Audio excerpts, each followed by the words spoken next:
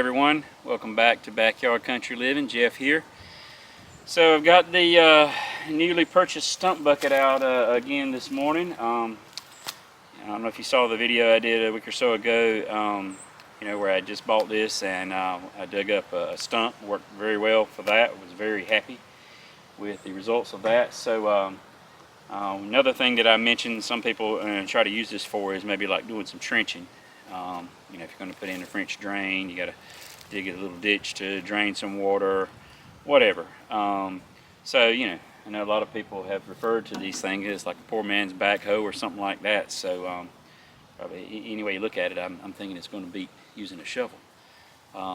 So anyway, I actually had a viewer or two ask about that, and so this is my first time, trying to do a trench with it. So it's going to be kind of a trial and error thing, so bear with me, but thought maybe we would see how well it works for that. Now I know it's not going to be as fast as if you had a backhoe or obviously an excavator or something like that, and you're not going to be able to go as deep, obviously. But let's just see how it would work. So anyway, I'm going to attempt to, I don't know, maybe 6 or 8 foot long. I'm not going to dig I'm out here in the edge of the field because I don't have anything right now, a project plan that I need to dig a trench and burying a line in the yard or anything like that. So I'm going to come out in the edge of the field. Around here, the soil is, very more on the sandy side versus hard clay or anything like that. So it should be fairly easy to dig a trench. So let's give that a shot, and then we'll look at it afterwards and see what we can come up with.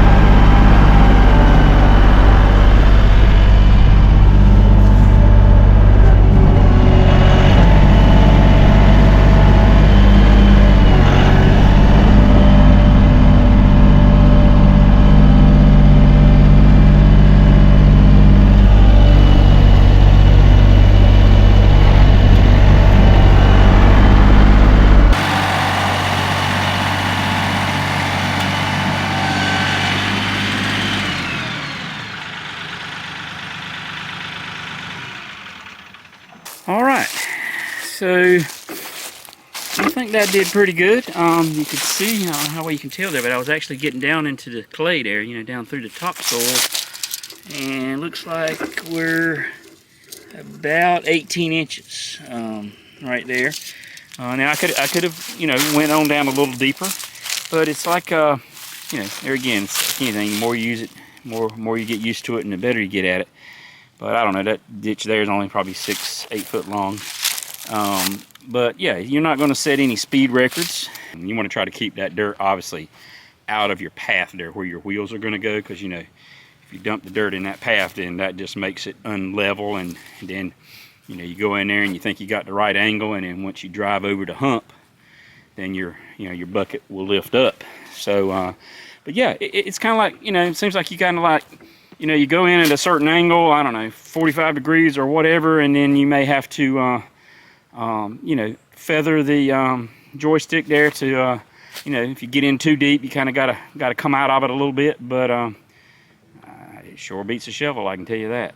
You know, there again, you could, you know, can't get every little bit of it out of there like you could with a backhoe or a, you know, excavator or whatever. But you could even come back there now that's loose in the bottom, and take your flat shovel or whatever if you want to get the loose stuff out of the bottom. But yeah, I would say, you know, it's not the perfect thing to dig a hole with, but it will work.